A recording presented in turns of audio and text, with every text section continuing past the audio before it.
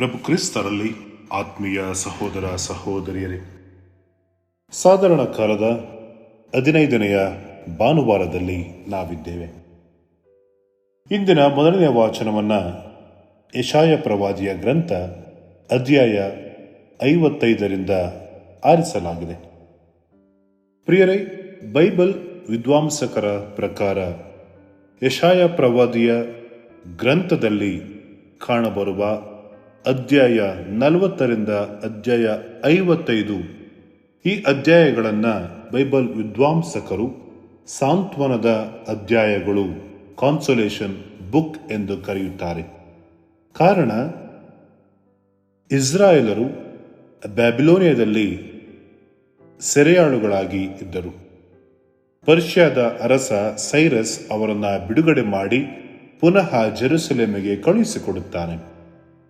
ಬ್ಯಾಬಿಲೋನಿಯಾದಿಂದ ಜೆರುಸಲೇಮಿಗೆ ಹಿಂದಿರುಗಿದಾಗ ಅವರ ಮನೆ ಮಠಗಳು ನೆಲಸಮವಾಗಿದ್ದವು. ಅವರ ಜಮೀನನ್ನು ಬೇರೆಯವರು ಆಕ್ರಮಿಸಿಕೊಂಡಿದ್ದರು. ಅವರ ಭವ್ಯವಾದ ಜೆರುಸಲೇಮ್ ದೇವಾಲಯ ನಾಶವಾಗಿತ್ತು. ಇದೆಲ್ಲವನ್ನ ನೋಡಿದಾಗ ಅವರಲ್ಲಿ ಆಳವಾದ ನೋವು ಮನೆ ಮಾಡುತ್ತೆ. ನೊಂದಿದ್ದ ಈ ಜನರನ್ನ ಯೆಶಾಯನು ಇಂದಿನ ವಾಚನದಲ್ಲಿ ಸಾಂತ್ವನವನ್ನ ನೀಡುತ್ತಾನೆ. ಯೆಶಾಯನ ಮಾತುಗಳು ಅವರಲ್ಲಿ ಭರವಸೆಯನ್ನ, ಸಾಂತ್ವನವನ್ನ ಮೂಡಿಸುತ್ತೆ. ಯೆಶಾಯ ಪ್ರವಾದಿ ಇಂದಿನ ವಾಚನದ ಮೂಲಕ ಅವರಿಗೆ ನುಡಿಯುವುದು: ದೇವರು ಪುನಃ ನಿಮ್ಮನ್ನ ಪುನಶ್ಚೇತನಗೊಳಿಸುತ್ತಾರೆ, ಪುನಃ ನಿಮ್ಮನ್ನ ನಿರ್ಮಾಣ ಮಾಡುತ್ತಾರೆ.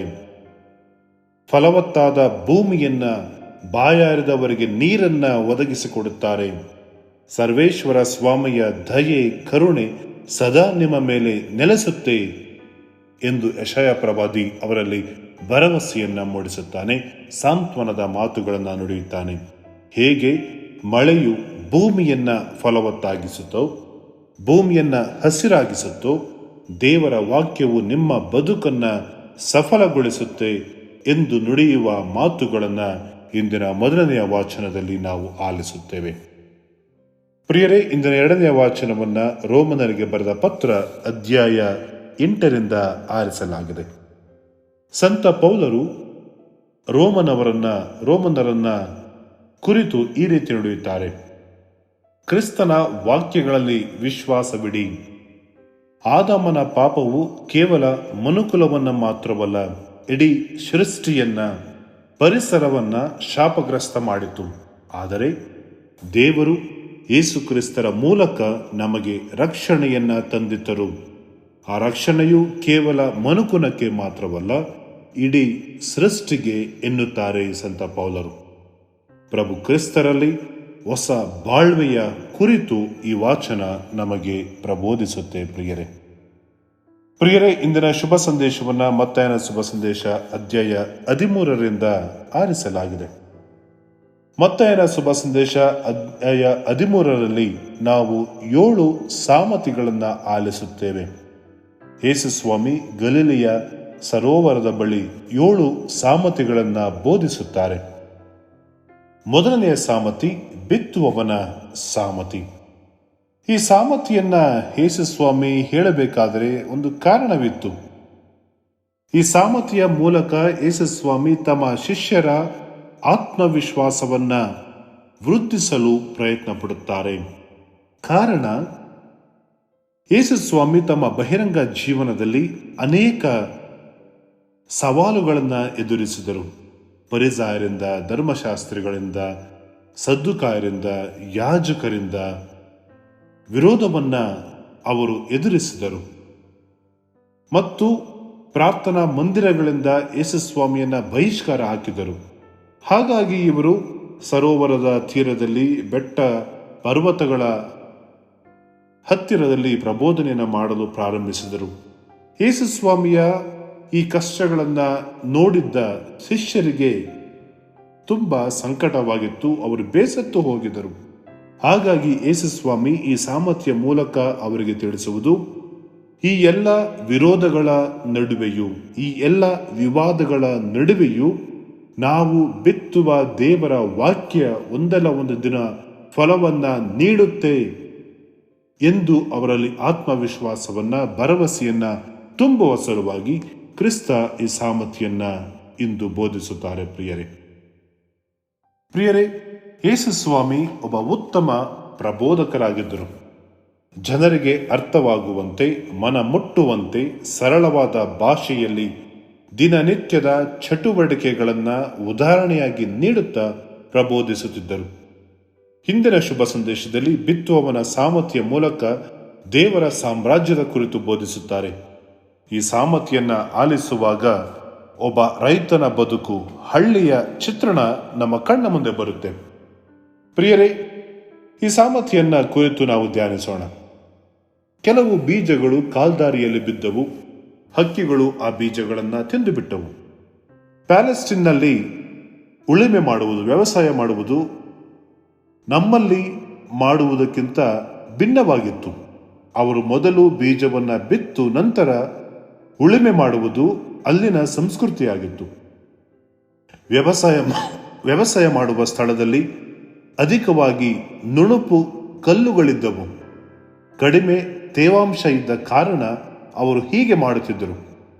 ಉಳುಮೆ ಮಾಡುವಾಗ ಮೆತ್ತಗಿರುವ ಸ್ಥಳವನ್ನ ಹದ ಮಾಡಿ ಗಟ್ಟಿಯಾಗಿ ಇರುವ ಸ್ಥಳವನ್ನ ಬೀಡು ಬಿಡುತ್ತಿದ್ದರು. ಆ ಸ್ಥಳದಲ್ಲಿ ಬಿದ್ದ ಕಾಳುಗಳು ಹಕ್ಕಿಗಳಿಗೆ ಆಹಾರವಾಗುತ್ತಿದ್ದವು. ಮತ್ತೆ ಇನ್ನು ಕೆಲವು ಬೀಜಗಳು ಕಲ್ಲು ನೆಲದ ಮೇಲೆ ಬಿದ್ದವು. ಅವು ಬೇಗನೆ ಮೊಳೆತವು, ಅದೇ ರೀತಿ ಒಣಗಿ ಹೋದವು ಕೂಡ. ರೈತನು ಹದವಾದ ಭೂಮಿಯಲ್ಲಿ ಆಳವಾಗಿ ಹಾಗೂ ಗಟ್ಟಿಯಾದ ಭೂಮಿಯ ಮೇಲೆ ಉಳುತ್ತಾನೆ. ಕಡಿಮೆ ತೇವಾಂಶವಿದ್ದು ಬೆಚ್ಚಗಿರುವ ಆ ಮೇಲ್ಮೈ ಭೂಮಿಯಲ್ಲಿ ಬಿದ್ದ ಕಾಳು ಹೆಚ್ಚು ಫಲ ನೀಡುವಂತೆ ಬೇಗ ಮೊಳೆಯುತ್ತದೆ. ಆದರೆ ಬೇರು ಬಿಡಲು ಸ್ಥಳವಿಲ್ಲದೆ ಮತ್ತು ನೀರಿಲ್ಲದೆ ಬಾಡಿ ಒಣಗಿ ಹೋಗುತ್ತೆ. ಇನ್ನು ಕೆಲವು ಬೀಜಗಳು ಮುಳ್ಳು ಪೊದೆಗಳ ನಡುವೆ ಬಿದ್ದವು. ಕಲ್ಲುಗಳ ಸಮೀಪ ಮುಳ್ಳು ಪೊದೆಗಳು ಇರುವುದು ಸಾಮಾನ್ಯ. ರೈತನ ಕೈಯಿಂದ ಅಪ್ಪಿತಪ್ಪಿ ಆ ಪೊದೆಗಳಲ್ಲಿ ಬಿದ್ದ ಬೀಜಗಳು ತಣ್ಣಗಿನ ವಾತಾವರಣ ಮತ್ತು ತೇವಾಂಶದಿಂದ ಮೊಳೆತರು ಪೊದೆಗಳ ನಡುವೆ ಬೆಳೆತು ಪ್ರಗತಿ ಕಾಣಲು ಸಾಧ್ಯವಿಲ್ಲ. ಸೂರ್ಯನ ಬೆಳಕನ್ನ ಅಲ್ಲಿ ಆ ಸಸ್ಯಗಳು ಪಡೆಯದೆ ನಾಶವಾಗಿ ಹೋಗುತ್ತೆ. ಮತ್ತೆ ಇನ್ನು ಕೆಲವು ಬೀಜಗಳು ಫಲವನ್ನ ನೀಡುತ್ತೆ. ಆ ಬೀಜಗಳು ಹದವಾದ ಭೂಮಿಯಲ್ಲಿ ಬಿದ್ದವು. ರೈತನು ಬಿತ್ತನೆ ಮಾಡಿದರಲ್ಲಿ ಕೆಲವು ಪಾಲು ವ್ಯರ್ಥವಾಗಿದೆ. ಆದರೂ ಹದವಾದ ಭೂಮಿಯಲ್ಲಿ ಬಿದ್ದ ಕಾಳುಗಳು ಸಸಿಯಾಗಿ ಯಥೇಚ್ಛವಾದ ಫಲವನ್ನು ನೀಡಿದೆ. ಯೇಸು ಹೇಳುವ ಪ್ರಕಾರ ದೇವರ ಸಾಮ್ರಾಜ್ಯದಲ್ಲಿ 2 ಪ್ರಮುಖ ಘಟ್ಟಗಳಿವೆ ಪ್ರಿಯರೇ. ಮೊದಲನೆಯದು ದೇವರ ವಾಕ್ಯದ ಬಿತ್ತನೆಯ ಕಾಲ. ಎರಡನೆಯದು ಕೊಯ್ಲು ಮಾಡುವ ಕಾಲ. ಯೇಸು ಮಹಿಮೆಯಿಂದ ನ್ಯಾಯವನ್ನ ನೀಡಲು ಬರುವ ಕಾಲ. ಹಾಗಾಗಿ ಯೇಸು ಸ್ವಾಮಿ ಹೇಳಿದ್ದು, ಕೇಳಲು ಕಿವಿಯುಳ್ಳವನು ಕೇಳಿಸಿಕೊಳ್ಳಲಿ ಎಂದು. ಭಿನ್ನ ಭಿನ್ನವಾದ ಭೂಮಿಯಲ್ಲಿ ಬಿದ್ದ ಕಾಳುಗಳು ವಿವಿಧ ರೀತಿಯಲ್ಲಿ ಫಲ ನೀಡುವಂತೆ ದೇವರ ವಾಕ್ಯವನ್ನು ಆಲಿಸುವ ಜನರು ವಿಭಿನ್ನ ರೀತಿಯಲ್ಲಿ ಸ್ಪಂದಿಸುವ ಪರಿಯನ್ನ ತೋರಿಸುತ್ತದೆ. ರೈತನು ಹಲವಾರು ಕುಂದುಕೊರತೆಗಳನ್ನು ಎದುರಿಸಿಯೂ ತನ್ನ ಪ್ರಯತ್ನದಲ್ಲಿ ಸಫಲತೆಯನ್ನ ಕಂಡುಕೊಳ್ಳುತ್ತಾನೆ. ನಂತರ ಅಧಿಕವಾದ ಸಮೃದ್ಧಿಯಾದ ಫಲವನ್ನ ಕೊಯ್ಲು ಮಾಡುತ್ತಾನೆ. ಪ್ರಿಯರೇ, ಈ ಸಾಮರ್ಥ್ಯನ್ನ ನಮ್ಮ ಜೀವನಕ್ಕೆ ಹೋಲಿಕೆ ಮಾಡಿಕೊಳ್ಳೋಣ. ಈ ಸಾಮರ್ಥ್ಯದಲ್ಲಿ ಬರುವಂತೆ ಸಮಾಜದಲ್ಲಿ ಕೆಲವರಷ್ಟೇ ಫಲ ಬಿಡುವ ಬೀಜಗಳ ಗುಂಪಲ್ಲಿ ಕಾಣಿಸಿಕೊಳ್ಳುತ್ತಾರೆ. ಅವರಲ್ಲಿನ ಫಲವತ್ತತೆ ಮತ್ತು ದೀನತೆಯೇ ಇದಕ್ಕೆ ಕಾರಣವಿರಬಹುದು. ಹೌದು, ಸದ್ದು ಗದ್ದಲವಿಲ್ಲದೆ ಮಣ್ಣಿನಲ್ಲಿ ಹುದುಗಿ ಹೋದಾಗ ಮಾತ್ರ ಒಳ್ಳೆಯ ಫಲ ನೀಡಲು ಸಾಧ್ಯ. ತನ್ನತನದ ಮೋಹಕ್ಕೆ ಒಳಗಾಗದೆ ಗುಟ್ಟಾಗಿ ಕರಗಿ ಹೋದಾಗ ಮಾತ್ರ ಒಳ್ಳೆಯ ಫಲ ನೀಡಲು ಸಾಧ್ಯ ಎಂಬುದು ಇದರ ಗುಟ್ಟು. ಆದರೆ ಈ ಹುದುವಾದ ಭೂಮಿಯನ್ನು ಬಿಟ್ಟು ನಾವೇಕೆ ಬೇರೆ ಮಣ್ಣಿನ ಭೂಮಿಯನ್ನ ಆರಿಸಿಕೊಳ್ಳುತ್ತೇವೆ? ಇದಕ್ಕೆ ಹಲವು ಕಾರಣಗಳುಂಟು. ಮೊದಲನೇದಾಗಿ, ಬಹುಮಂದಿ ಸುಲಭವಾದ ದಾರಿಗಳನ್ನು ಆರಿಸಿಕೊಳ್ಳಲು ಬಯಸುತ್ತಾರೆ. ಇಂಥವರು ಎಲ್ಲೂ ಬೇರೂರಲು ಇಚ್ಛಿಸುವುದಿಲ್ಲ. ಧರ್ಮ, ದೇವಾಲಯ, ಸಮಾಜ, ನಂಬಿಕೆ ಯಾವುದರಲ್ಲಿಯೂ ಇವರು ಬೇರನ್ನ ಊರಲಾರರು. ಯಾವುದರ ನಡುವೆಯೂ ಸಿಕ್ಕಿಕೊಳ್ಳಲು ಬಯಸದೆ ಎಲ್ಲದರ ಅಂಚಿನಲ್ಲಿ ಪಾದಚಾರಿಯಂತೆ ಹಾದಿಯಲ್ಲಿ ನಿಂತು ಬಿಡುತ್ತಾರೆ. ಇನ್ನು ಎರಡನೆಯ ವರ್ಗಕ್ಕೆ ಸೇರಿದವರು, ಕೆಲವರು ಆ ಕ್ಷಣಕ್ಕೆ ಆಕರ್ಷಕವಾಗಿ ಕಾಣುವ ಮಣ್ಣಿಗೆ ಮೋಹಗೊಂಡು ಬಿಡುತ್ತಾರೆ. ತಕ್ಷಣಕ್ಕೆ ಏನೋ ಆಗಿಬಿಡಬೇಕು ಎಂಬುದು ಅವರ ಆಸೆ. ಇದು ಆರಂಭ ಉತ್ಸಾಹವಷ್ಟೇ. ಈ ಉತ್ಸಾಹ ಆಳಕ್ಕೆ ಇಳಿಯುವುದಿಲ್ಲ, ಬಿಸಿಯೇರಿದಂತೆ ಕರಗಿ ಸುಟ್ಟು ಹೋಗುತ್ತದೆ. ಇನ್ನು ಮೂರನೆಯ ಗುಂಪು, ಹಲವರು ಮುಳ್ಳು ಪೊದೆ, ಕುರುಚಲು ಗಿಡಗಳ ನಡುವೆ ಸಿಕ್ಕಿಕೊಳ್ಳುತ್ತಾರೆ. ಇವರು ಆಯ್ಕೆ ಮಾಡಿಕೊಂಡ ಸಹವಾಸವೇ ಅಂಥದ್ದು. ಇದಕ್ಕೆ ಪರಿಸರ ಒಂದು ಕಾರಣವಾದರೆ, ನಮ್ಮ ಸ್ನೇಹಿತ ವಲಯ, ಬಂಧುಗಳು ಕೂಡ ನಮ್ಮನ್ನ ವಿನಾಶದತ್ತ ಕರೆದುಕೊಂಡು ಹೋಗಬಹುದು. ಕೊನೆಗೆ ಪ್ರಾಮಾಣಿಕವಾಗಿ ಇರಬಲ್ಲವರು, ಶ್ರದ್ಧೆಯಿಂದ ದುಡಿಯಬಲ್ಲವರಂತಹ ಕೆಲವರಷ್ಟೇ ಹದವಾದ ಭೂಮಿಯನ್ನು ಆರಿಸಿಕೊಳ್ಳುತ್ತಾರೆ. ತಮ್ಮ ಶ್ರದ್ಧೆ ಮತ್ತು ಪ್ರಾಮಾಣಿಕತೆಗೆ ತಕ್ಕ ಫಲವನ್ನು ನೀಡುತ್ತಾರೆ.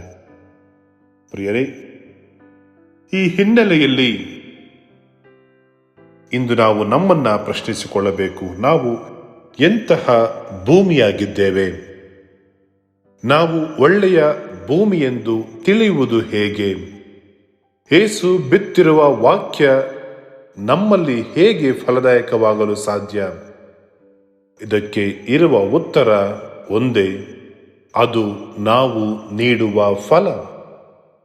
ನಮ್ಮ ಜೀವನ, ನಮ್ಮ ಮೌಲ್ಯದ ಬದುಕು, ನಮ್ಮ ಜೀವನದ ಫಲದ ಮೂಲಕ ಇಂದು ನಾವು ಎಂತಹ ಭೂಮಿಯಾಗಿದ್ದೇವೆ ಎಂಬುದನ್ನು ತಿಳಿದುಕೊಳ್ಳಬಹುದು.